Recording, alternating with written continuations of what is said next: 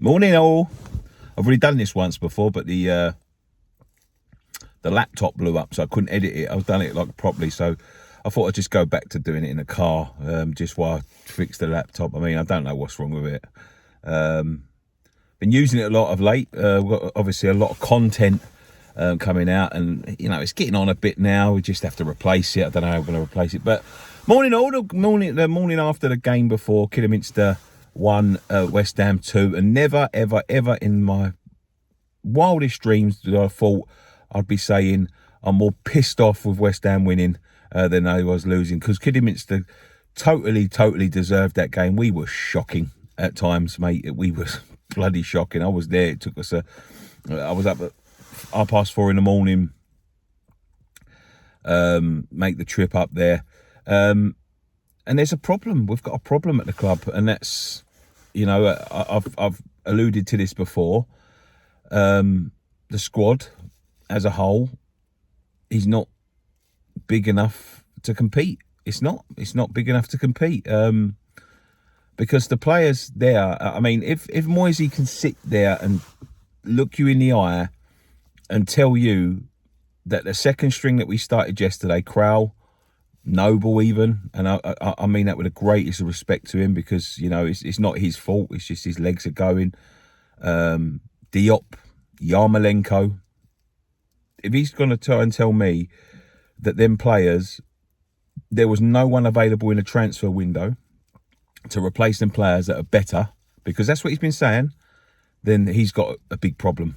Because some of them yesterday were shocking. They were shocking performances. I'll give Ben Rama a pass. I don't really like giving Ben Rama a pass because I don't think he turns up enough, but I'll give him a pass on this one. He's come back from the African Cup of Nations, played a lot of football. We had a 2-week break. There's a lot of players, and I mean this with greatest respect. You can have all the talent in the world, but there was a lot of players yesterday that just didn't look like they wanted to be there. And you can have all the talent in the world, and that's why Kidderminster have done so well, because it's talent against desire, and that's what they had. They had desire. There was not a lot of players out there yesterday that had the desire to take that game by the scruff of the neck until Declan Rice come on the pitch. And he's a credit to this club, a credit to the nation, really, because he plays for England. And I think all the hate he receives and all the people saying that he's overrated, they just don't watch football at the end of the day. That's my opinion. He's one of the best in the world in his position. Definitely one of the best in the league in his position. And he dragged us through that game. Yeah, it might be against Kidderminster Harriers, but honestly, if you'd have seen what we had on the pitch around him, shocking. Yarmolenko, shocking yesterday. That dive, for that dive alone, I hope he gets a 4-match ban, because that was disgusting. He was through on goal. You know what I mean? Like, there's no excuses for it. It's a dive. He's felt a tight, you know, he's trying to rob a National League team of a place in the FA Cup. And, like, of course I want West Ham to win. Of course I want my team to go through. We've got Southampton in the next round. The draw's already been done. But they deserved it, you know, and I don't like to see injustice. And I mean this with the greatest respect. We were probably the better team last half of the second half, and probably for extra time, just because I think they'd give up so much, Kidderminster. You know, you're talking about the 6th tier of the English League. They'd given so much, and they just didn't have any more sort of legs to give. You know, we're talking about Yarmolenko and Rice and players like that on £100,000 plus a week. I think some of them players, you know, I know that Kidderminster wanted that game switched to the London Stadium just because obviously it's financially better for them. I think some of them players should fucking donate their wages, because they certainly didn't earn them. I think it was a shocking performance, and as I say, there's a problem here. The second string just are not good enough. You know, Zuma went down. He weren't great yesterday either. His passing was terrible, but they shook us. There was just no desire out on that pitch yesterday, and they deserved to win the game by, you know, there's no ifs, buts or maybes about it. They deserved to win the game, and they thought they'd done it. It was a 91st minute goal and then a 121st minute goal that's knocked them out.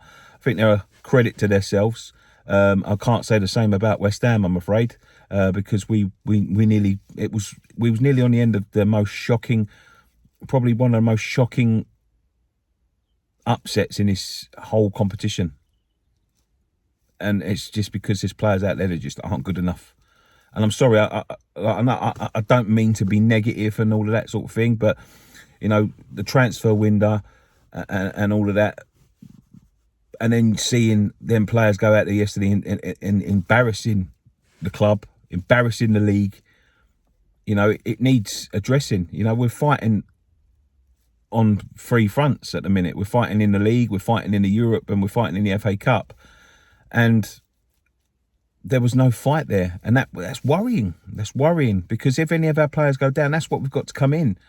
And that's why the transfer, and the most ironic thing of all is that lack of transfer activity. Now, I'm not going to speak for him. I don't know anything, but you know, you got to be looking at that transfer window.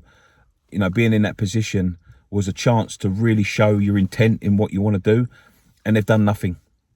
And ironically, the player that came on yesterday and saved our asses, who dragged us through that game, through the scruff of the neck, and made sure we got that win, Declan Rice, will more than likely be gone in the summer. And that's worrying. That worries me, because we've built so well. And when you've got a player like him, a world-class player, you want to build your team around him. If you keep on going through windows and not building the blocks, then eventually he'll slip away. That's the way football is. You know, you got to show ambition when you've got a player like him. You know, it's not easy to go and compete on all fronts. It's not easy at all. But no one said it would be easy. And if they thought it was going to be easy when they was telling us that we was going to be competing for these things when we moved to that London stadium, that's not our problem. That's theirs. And I mean this. I know Ryan the other day told me that it was the ball. It wasn't the ball. It was Moyes. But you know, I think it's 6 of one, half a dozen the other, and I always have done, to be honest with you. You know, and you know, the TalkSport narrative is starting to change now, even though they was so adamant that we was talking nonsense. But look, we're through. You know, when I say that, through gritted teeth, and it's commiserations to Kidderminster Harriers. But it's Southampton the next game. Got a Premier League game on Tuesday. Got to be 1,000 times better than that, and I do not want to see Yarmolenko. I mean, you see Yarmolenko, not only the dive, but when we scored the goal, his body language says everything to me. It says everything. He doesn't want to be at the club.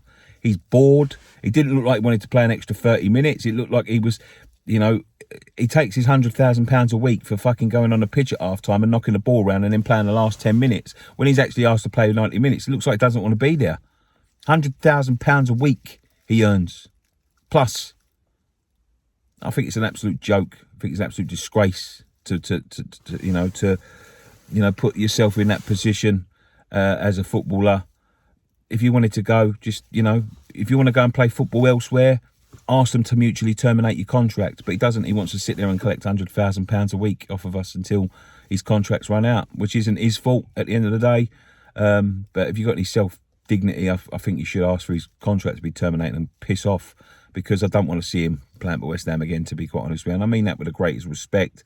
Don't know the guy. I'm sure the guy's a nice guy, but body language for me yesterday, shocking body language. And I'm quite disgusted, to be quite honest with you. But look, we move and we go into the next round, but got to be better than that Tuesday. But I'll see you all building up to Tuesday. If you're new around here, please click subscribe, and if you haven't already seen it, go and check out the new West Ham Fan TV podcast highlights. They're free on the YouTube, and if you want to see the longer version, and we'll have a new one on Wednesday, the audio download and the full video is available on the Patreon if you want to go and support us via that. There's lots coming to the Patreon, so don't, if you're already a patron, I know it's a long time coming, but we have got some big stuff coming. So, if you want to go and check that out now. Check out all the content, and we'll leave it there. One thing left to say, come on, you irons.